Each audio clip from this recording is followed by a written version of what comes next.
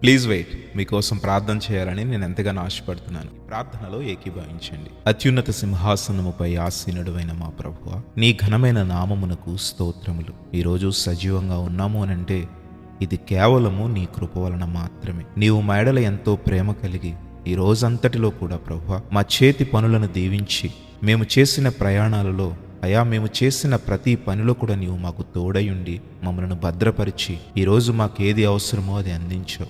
మాకు ఆహారం ఇచ్చి మమ్మల్ని పోషించావు తండ్రి. ఏమిచ్చినా కూడా నీ రుణం మేము తీర్చుకోలేం ప్రభువా. ఈ రోజంతటిలో మేము ఏదైనా నీ నామమునకు అవమానకరముగా జీవించి ఉంటే, మా మాటలను బట్టి కావచ్చు, మేము చూచిన దానిని బట్టి కావచ్చు, మేము వినిన దానిని బట్టి కావచ్చు, మేము ఆలోచించిన చెడు తలంపులను బట్టి కావచ్చు, మా నడవడికను బట్టి కావచ్చు ప్రభువా, నీ మనస్సును మేము బాధపెట్టి ఉంటే దయతో మమ్మల్ని మన్నించుమని నీ సన్నిధిలో ప్రాధేయపడుతూ ఉన్నాం ప్రభువా.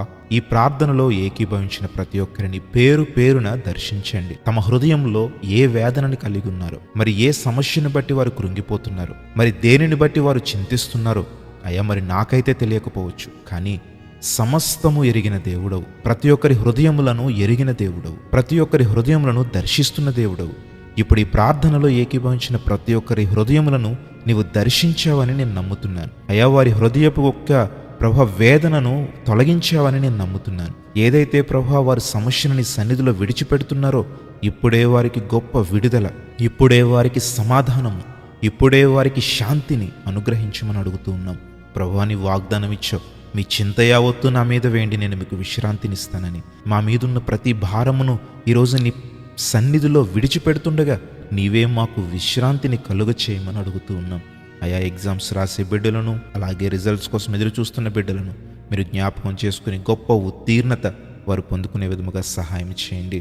ఉద్యోగాలు, వ్యాపారాలు, నేల పంటల మీద ఆధారపడిన వారు, రైతులు, అలాగే ప్రభువా నాయన వారికి వచ్చిన జీవన విధానం బట్టి ఏ వృత్తి మీద ఆధారపడి ఉద్యోగం చేస్తున్నారో, పనులు చేస్తున్నారో వారందరినీ దీవించి, వారి కష్టార్జితమును దీవించి వారి కుటుంబం ఆశీర్వదించండి. గర్భఫలము లేక ఎంతగానో వేదన పడుతున్న సహోదరులు ఎంతోమంది ఉన్నారు తండ్రి అయ్యా. ఇప్పుడే గర్భఫల బహుమానం వారికి అందించమని అడుగుతూ ఉన్నాం.